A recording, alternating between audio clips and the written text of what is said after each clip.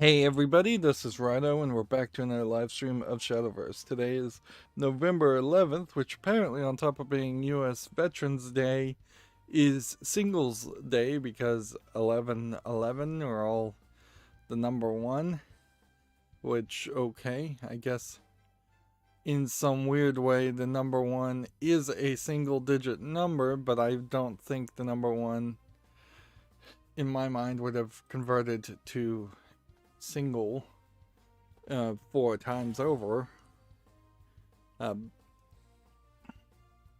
but I guess that is a weird mixture of semantics and mathematics, which almost certainly any mixture of language and math leads to a level of confusion that needs to be sorted out by all involved. I looked at the best time to stream through the YouTube TubeBuddy plugin. For me, it would have been about 9 a.m. That's where it says that would be like the best time for me to stream. That's not going to happen, clearly, as we're starting at 2 in the afternoon Central Time.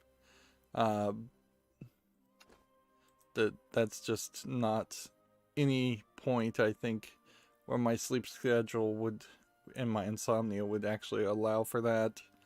I could potentially try fairly hard to stream at 9, but it would almost certainly be by waking up at 3 and then being like nearly asleep and falling asleep while streaming. And last thing any YouTuber needs is to be sleepy or sound low energy. Which kind of feel like I'm sounding that way today. I'm definitely having a lot of pain still in my hip, and I swear I spent like 10 minutes just going, hey, can I move these cushions on this seat this way, this way, this way? Like, just as I'm opening tabs and trying to get the news, which, again, not a ton of news, but that seems to never really matter. But yeah, moving the chair forward, moving the chair backward, it's just been quite a painful mess already. For the accountability section, I was heavily playing Portal Stories Mel. Let's see, we need Shadowcraft, Portalcraft, Havencraft, and Bloodcraft. Let's see if we can do that. I spent one day and got a few more treasure chests, because I think there probably is a couple of rewards you get as you work through this, but you very well may have to just play every single day to actually get those rewards, and they're just card backs and emblems and things that less and less I care about. Yeah. I was playing Portal Stories Mel. I was enjoying it for quite a lot of time.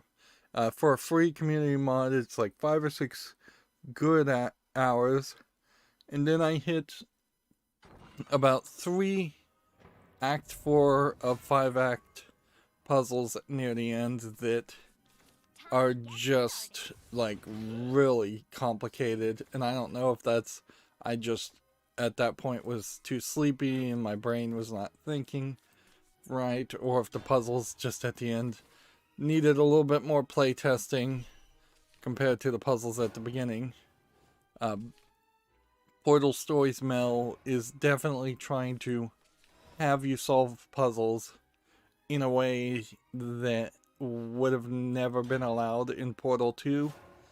There's a lot of broken rooms with a lot of places that look like you might be able to just shoot a portal outside of the room and escape. And there's enough instances of things like that happening that it is a viable option. When they started introducing the turret guns, there was definitely puzzles where it felt like you are just supposed to hold a cube in front of you and crouch down and let the turret guns shoot the cube in front of you while you run up and knock them down. Or like I have yet in the 2 or 3 puzzles that do have turret guns run into a single instance where it made any logical sense to outthink the turret guns. And in all fairness, there's a certain level of truth that happens also in Portal 1 and Portal 2. There's a lot of places where the turret guns are easier to get rid of by rushing than by trying to figure out where you're supposed to put a portal. But the big difference there would be in Portal 2, I believe, you have a room with lots of different turrets that can shoot you before you can get down the hallway. And above each of those turrets is a place to place a portal, and there's a bunch of boxes, cubes to drop on top of them and knock them over. Even in the official Portal 2 game, that wasn't done particularly well, but it definitely improved it improved the experience compared to Portal Stories Metal, where there really was just nothing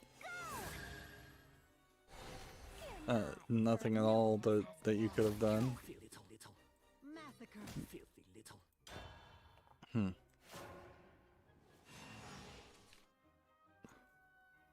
Have I been doing anything else besides playing Portal Stories, Mel? Not really.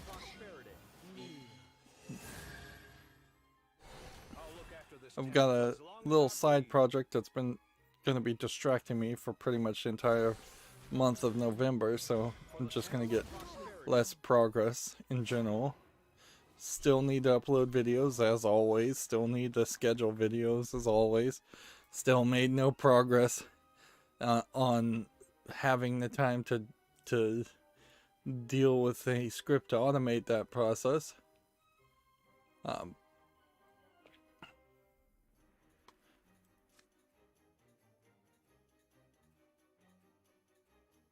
During your turn, deal any damage to your leader to the enemy leader instead.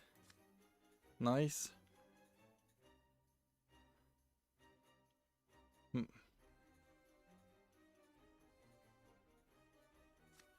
see. Deal 2 damage here.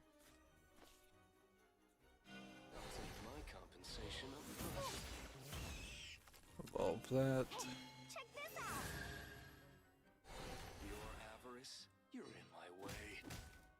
Take that out.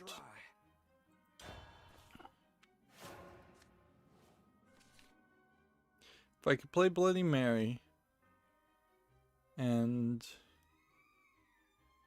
then do some other things to do damage to myself, that would be helpful. But I'd need something that would do a lot of damage. I'm a little off, I would say, also in the fact that I just don't know what I don't know what the next game is that I'm gonna play.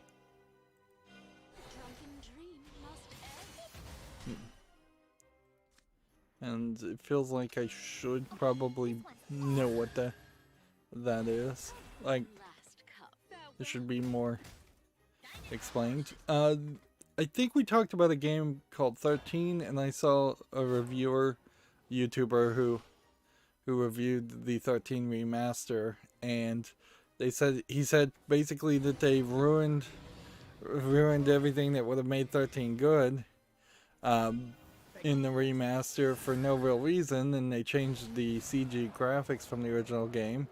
Both games ended the exact same cliffhanger.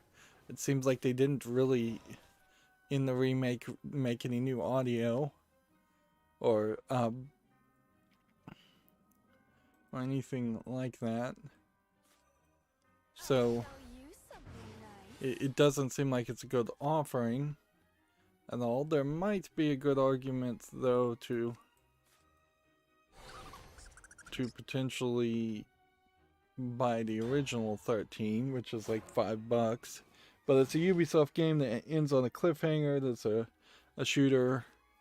It has very little relevance, so it's just like really questionable why Ubisoft would have even greenlit a remake of a game like that, other than to just hold on to the copyright and or try to get a cheap buck.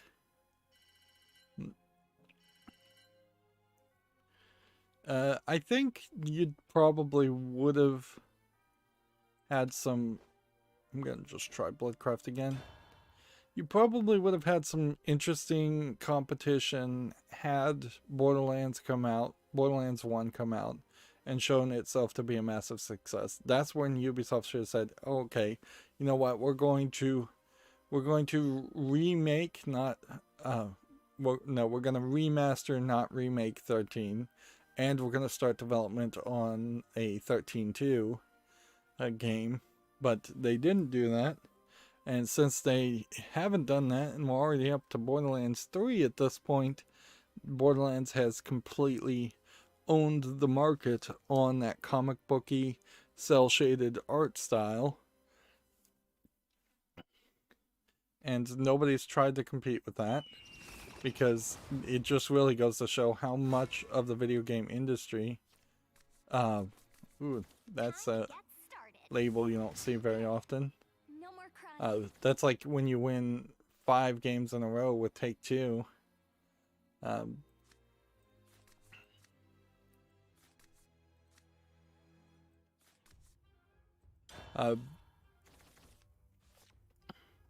Yeah, there's video game developers and publishers are just so incredibly sheepish in that they just follow whatever is the top leading game, and it has literally for generations just pushed everybody to make Halo clones and Call of Duty clones left and right, and not try to do anything unique or interesting.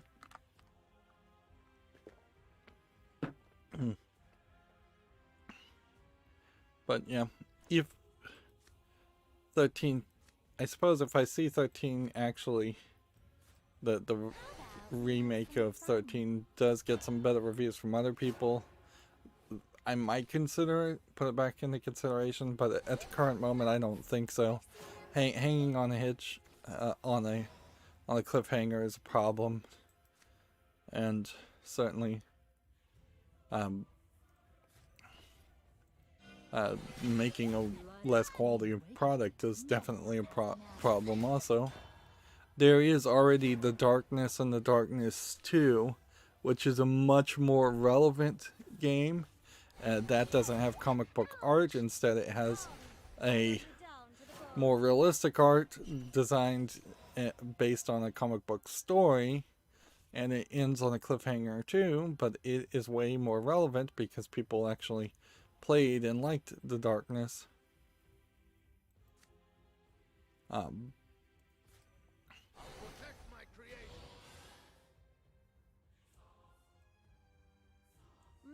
So yeah,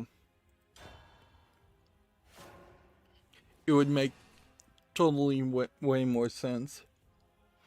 It also kind of makes sense on a separate situation. Now that I am playing Portal Stories, Mel, that would be a perfect like transition point to say, hey, maybe I should go back and play Half-Life 1. I've never played it in my life. I own it. I probably own Half-Life 2 and any other Half-Life 2 spin-off things, since I think I own all the Valve games anyways.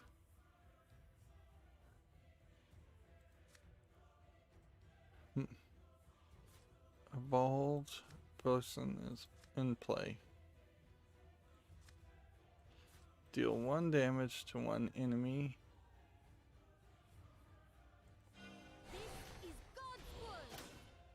And then evolve.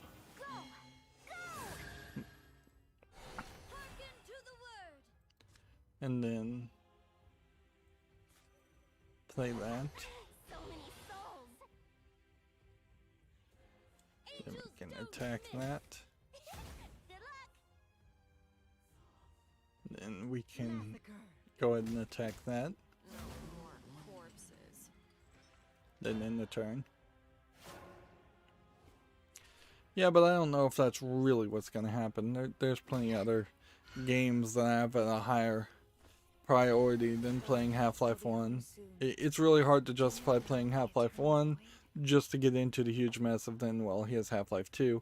Plus, a lot of people are definitely going to laugh at me playing Half-Life 1 and knowing absolutely nothing about the game.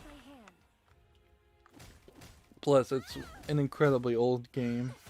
I would much prefer somebody gift me Black Mesa, and that would be the motivation factor, certainly, is to spotlight Half-Life 1 and go, hey, this is Half-Life 1. I've never played Half-Life 1, so I'm going to come from a very weird perspective as I now ignore Half-Life 1 and play Black Mesa.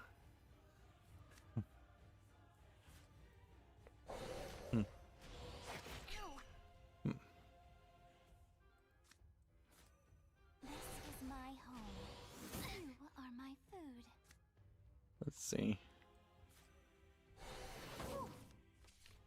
I'm just damaging myself like crazy. Well, I suppose there's no reason to elongate us any stream, so we'll just go through the news and then we'll be done for today. Here we go. We have a game on Steam called It's Not About the End. Oh, I suppose I should mention that somebody commented on my channel. It seems like my channel has gotten a small boost, although it doesn't seem like the massive number of views that watched Castle Crashers 1 were immediately then suggested Castle Crashers 2. This looks like this is probably a kind of walking simulator story game. And at a certain point I might get bored of these, but if they stay cheap enough and if they get well reviewed, I'm willing to give them a chance. This is English and Portuguese Brazil. So yeah, getting a small boost, and so somebody commented on my channel that they first commented, can I use this with credit? And then they changed that comment to I will use this with credit. And legally, I should probably have said nothing, but I'm like, whatever. I'm not going to sue somebody if they steal my YouTube content. YouTube might sue them because that's the whole DMCA complaint against YouTube DL GitHub file, which I haven't talked about because it's not super video game related. But you're not allowed, and theoretically you agreed to the terms of YouTube that you would not download YouTube content and use for any other way, and that's the only way anybody would ever be able to use the footage from YouTube in a good way. I suppose at a certain level you could do like what I do with the WebPeak and just have a YouTube video playing live, but even that is almost certainly against the terms and service of YouTube, and it's copyright infringement for whatever copyright I own from the unique individual footage I create playing someone else's copyrighted games, and it gets into a huge mess there, for sure.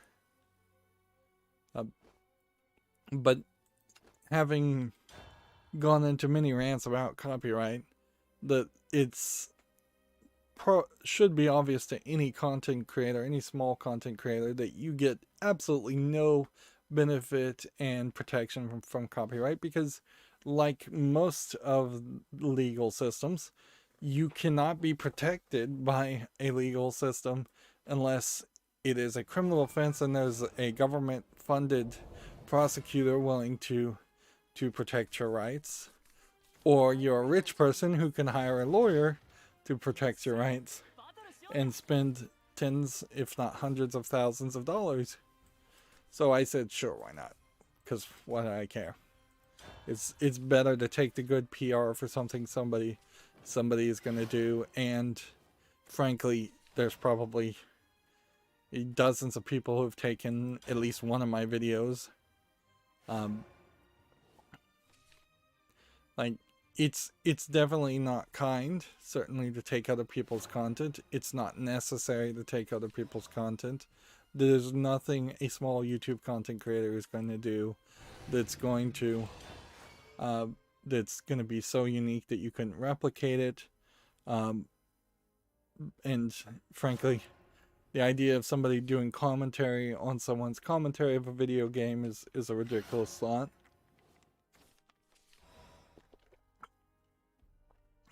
It would be much kinder to simply link to someone's YouTube channel, and I've seen that happen before, where some weird news website that maybe is just there to get ad views just puts a direct link to my gameplay on their page and embed it, which you can do that and are frankly encouraged by YouTube to use embed links and share videos.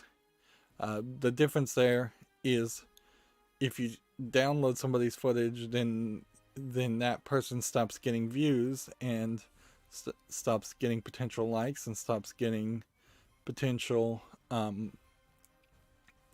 subscribers, which in this crazy game of being a small-time YouTube content creator, you need as many subscribers as possible, as fast as possible. You need as many views as possible, as fast as possible.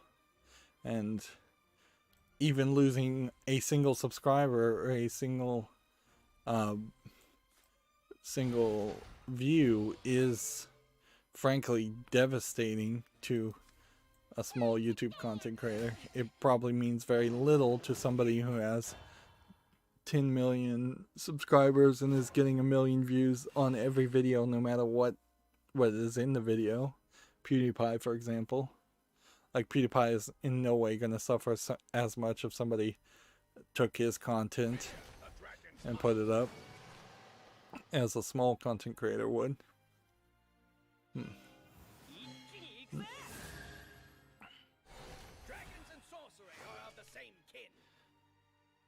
And honestly, if you are going to be a YouTube content creator in general, you need to have a fairly prolific amount of time. If you don't have enough time to put out footage and make the footage yourself, then you're never going to succeed. Like, I have more time than most people would, but you can't really part-time it as it is. You really have to be all in.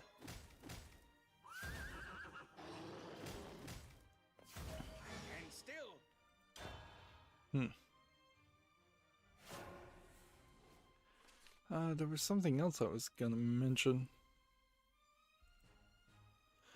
but I don't remember it now.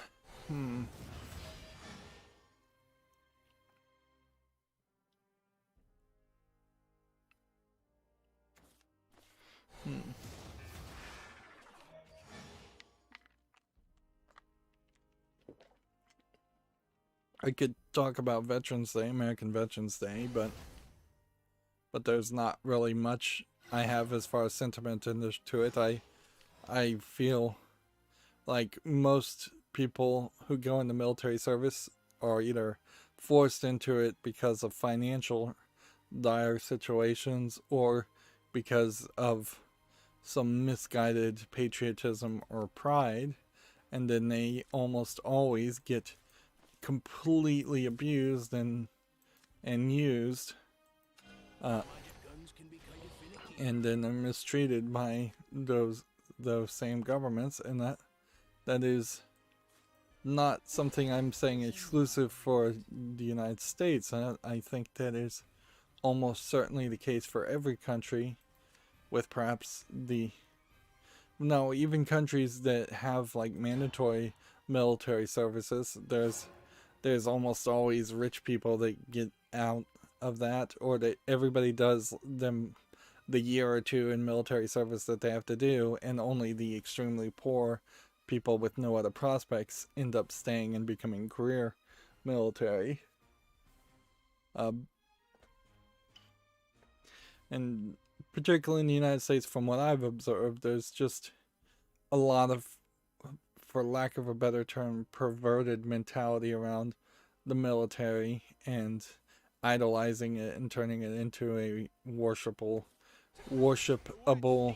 god like complex, while not really admitting to anyone else or to themselves the horrific nature of the work that is asked of people in the military and the violence that is inherently in any military organization.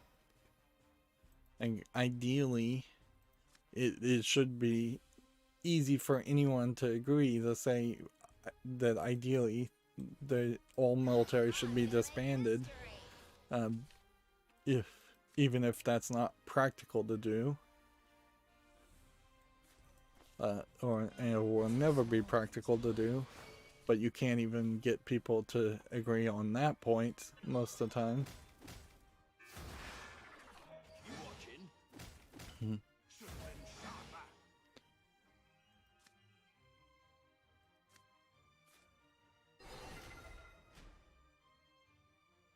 See, do we want to kill something else? I've got a brilliant idea. Shutting down. But yeah, I think that's about as far as I need to go for Veterans Day. Here we have a game on Steam called Typing Fingers, which by that name you would think was a typing game, and by the looks of it, it kind of looks like a cell phone kids game.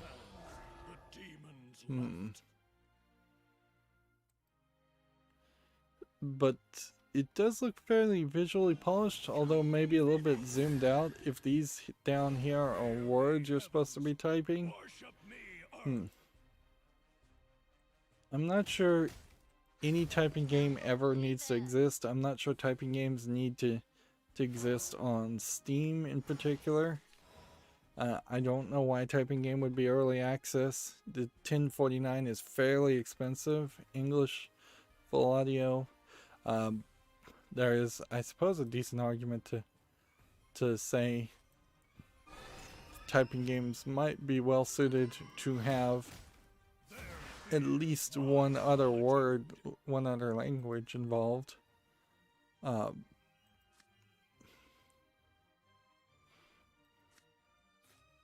Like I could definitely see the mentality that there's really no reason to have a typing game where you aren't also typing in either a programming language to get more symbols, or Spanish or French. Typing like Chinese and Asian characters would be a little bit difficult. So I'm just gonna skip that, mostly because I just accidentally closed the tab. But yeah, I don't think I can do a spotlight on a typing game unless it just happens to be like, this is the best typing game anyone's seen in over the course of probably 4 or 5 decades now. Because frankly, I think if kids did need to learn typing at all, which is questionable in most cases, like there's less and less in the next generation of people that are going to have to write projects and type them and not have just audio dictation, or can just handwrite it. But I imagine there's just going to be a lot less paperwork and BS projects in general.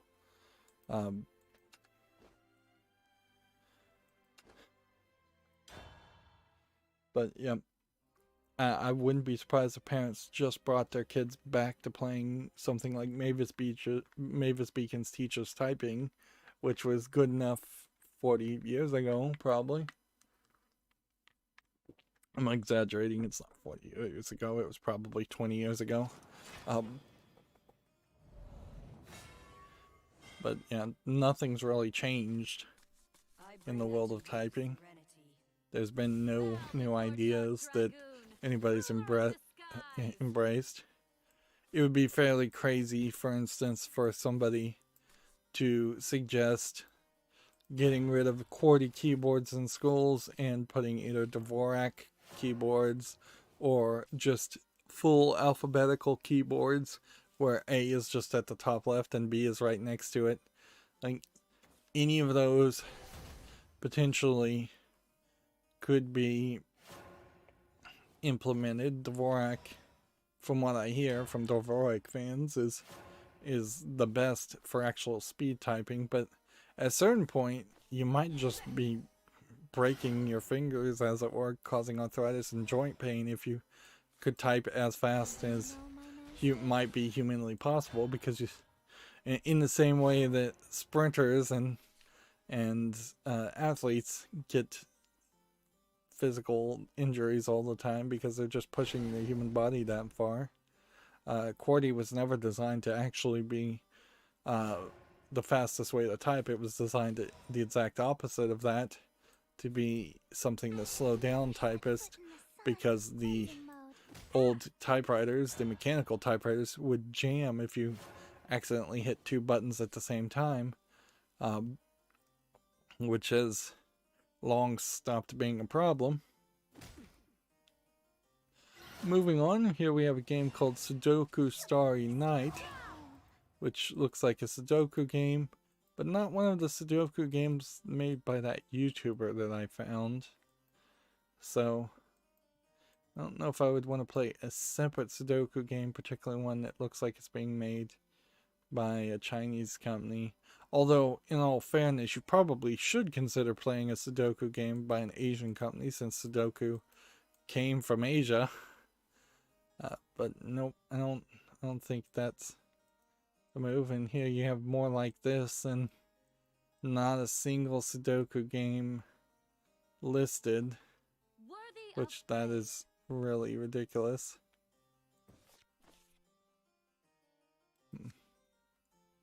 Rush. This.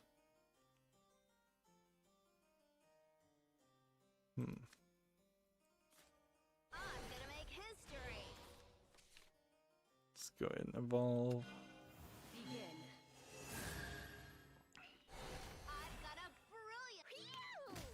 I'll play my part. Cleansing mode.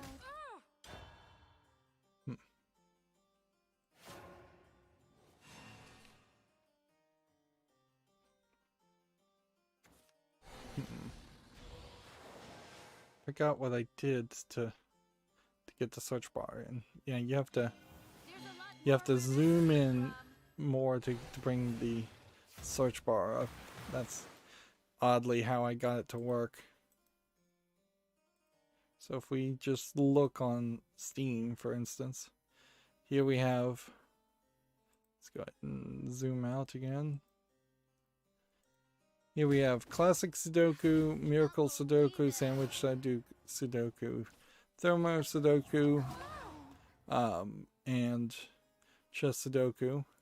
Here we have Sudoku Killer. Some of these do have Asian characters, but I believe all of these are from the exact same developer, Studio Goya. Yeah. Or at least a lot of them are. These are at least Classic Sudoku, Sandwich Sudoku, Chess Sudoku, Thermo Sudoku, and Miracle Sudoku. All of these slightly different variants on Sudoku too, so not real ones. So actually, the one I should play more than anything that should be on my wish list should be Classic. And we did see that there was a little bit of competition there between Studio Goya and... Let's come over here and play, because this guy's being a pain. in all fairness, I'm not playing well either. Cleansing mode.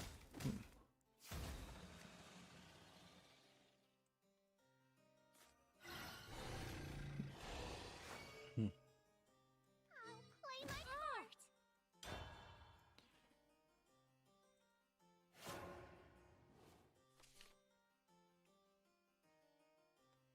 So yeah, the other competition here would be Sudoku Universe and Sudoku Killer.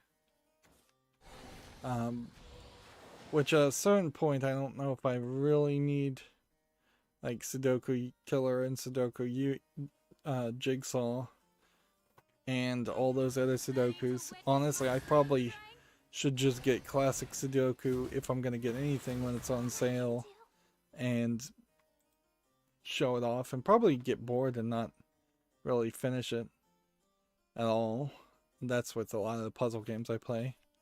And then you have like an Ultimate Sudoku collection here that doesn't seem to be either one, and one's called Sudoku Zenkai. And then you start getting Zen of Sudoku and Hentai Sudoku and Sudoku Quest, games that try to maybe change it. Learn Japanese kanji Sudoku. An endless mode in Hentai Sudoku for another $4. Bunny Sudoku. So not even really a lot of competition. And by the time you are down to Hentai Sudoku, you have very mixed reviews. I could probably sort by user reviews and logic puzzles to relax your brain, or cracking the cryptid, or paint it back. Some other games that aren't just having Sudoku in the name, potentially better offerings.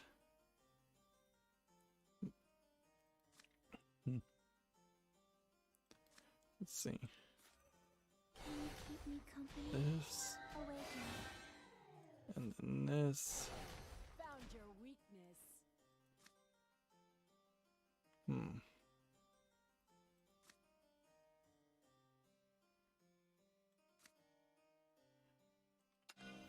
Sleep.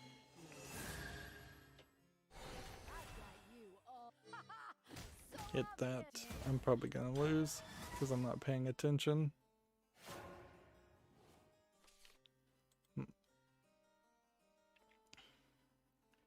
Moving on, we have a Gematsu article here. Tetris Effect Connected launch trailer. It's due out November 10th.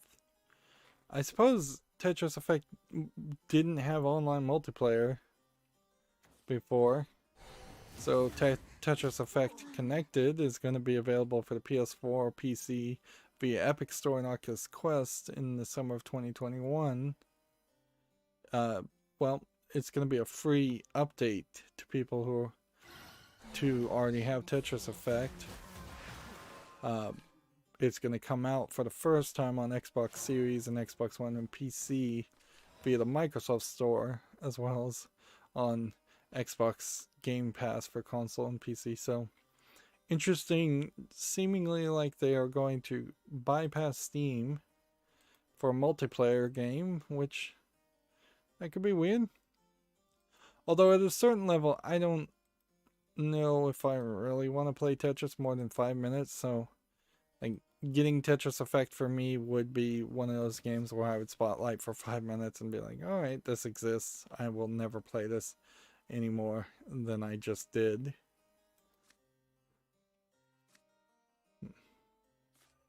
One damage to all enemies. And then that. Then go ahead and evolve that. Accept harmony. This is the end.